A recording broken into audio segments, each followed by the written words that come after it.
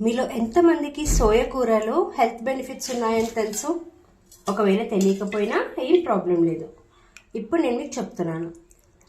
Soya కూరలో vitamin C అనేది చాలా ఎక్కువగా ఉంటుంది. దీంట్లో కాల్షియం, ఐరన్, ఫాస్ఫరస్, మెగ్నీషియం ఇవి అన్నీ కూడా బోన్ హెల్త్ అన్నది ఇంప్రూవ్ చేస్తుంది. సో ట్రై చేస్తారా? ఫస్ట్ ఈ సోయా కూర రసం ఎలా చేసుకోవాలన్నది మీకు ఇప్పుడు చూపిస్తున్నాను. ముందుగా నేను ఇక్కడ 4 కట్టల సోయా కూరని క్లీన్ చేసి కట్ చేసి పెట్టుకున్నాను. 1 స్పూన్ ధనియాలు, 1 స్పూన్ జీలకర్ర, అలాగే 1 స్పూన్ మిరియాలు, 4-5 పచ్చిమిరపకాయలు, అలాగే ఒక కరివేపాకు, కొద్దిగా బెల్లం, అలాగే చిన్న నిమ్మకాయ సైజ్ అంతా చింతపండు నేను ఇక్కడ నానబెట్టి తీసుకున్నాను. మీరు చింతపండు ఎంత తీసుకుంటున్నారో బెల్లం కూడా అంతే సేమ్ క్వాంటిటీలో తీసుకోండి. కొద్దిగా కొబ్బరి, ఒక 30 గ్రామ్స్ అలా కొబ్బరి తీసుకోండి. ఇక్కడ మీరు ఎండు కొబ్బరి అయినా వాడుకోవచ్చు, లేకపోతే పచ్చి కొబ్బరి అయినా తీసుకోండి. నాకు ఇక్కడ అవైలబుల్లో ఎండు కొబ్బరి ఉంది కాబట్టి నేను ఇది తీసుకుంటున్నాను. ముందుగా స్టవ్ మీద ప్యాన్ పెట్టుకొని దాంట్లోకి ఒక 2 స్పూన్స్ ఆయిల్ వేయండి.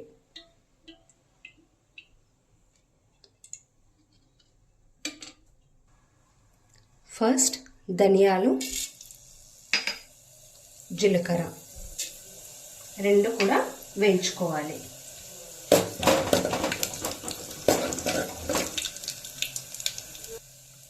కొబ్బరి,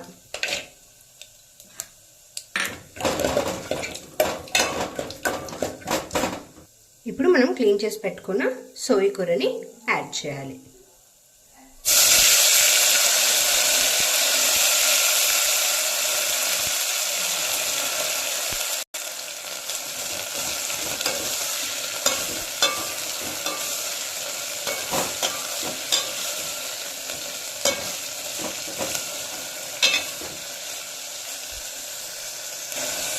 ఒక 1 మినిట్ అయ్యాక పచ్చిమిర్చి యాడ్ చేస్తున్నాను.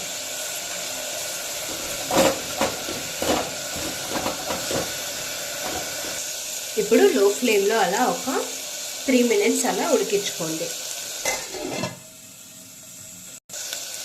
ఇప్పుడు మిరియాలు యాడ్ చేస్తున్నాను.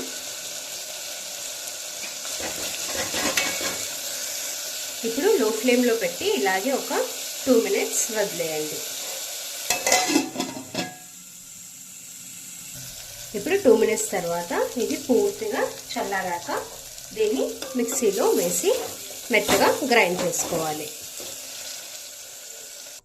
ఇక్కడ పూర్తిగా చల్లారాక నేను మిక్సీలో తీసుకున్నాను.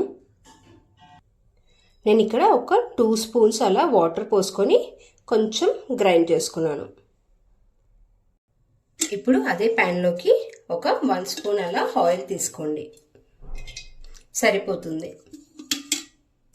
దాంట్లోకి ఒక 4-5 ఎండుమిర్చి వేసుకోండి, అలాగే కరివేపాకు. ఇప్పుడు పేస్ట్ అంతా వేసేసేయండి.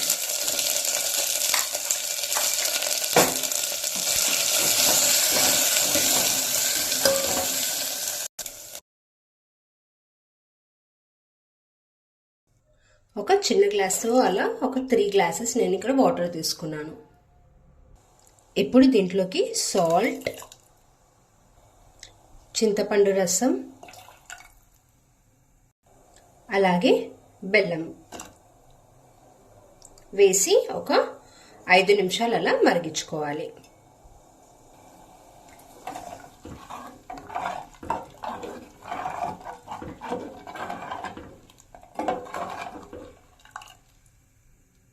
ఇప్పుడు కొద్దిగా ఇంగువ యాడ్ చేసుకోండి. ఇంగువ యాడ్ చేసుకున్న తర్వాత ఓ పొంగు రానిస్తే సరిపోతుంది. అంతే వ్యూయర్స్, ఇలా ఓ పొంగు వచ్చేటప్పుడు దించేసుకోవడమే. అంతే వ్యూయర్స్, ఒకవేళ చాలా సింపుల్గా హెల్దీగా రసం చేసుకొని తినాలనిపిస్తే ఈ సోయా కూర రసంని ఒకసారి ట్రై చేయండి. ట్రై చేసి మీకు ఎలా కుదిరిందన్నది కామెంట్ సెక్షన్లో తెలియచేయండి.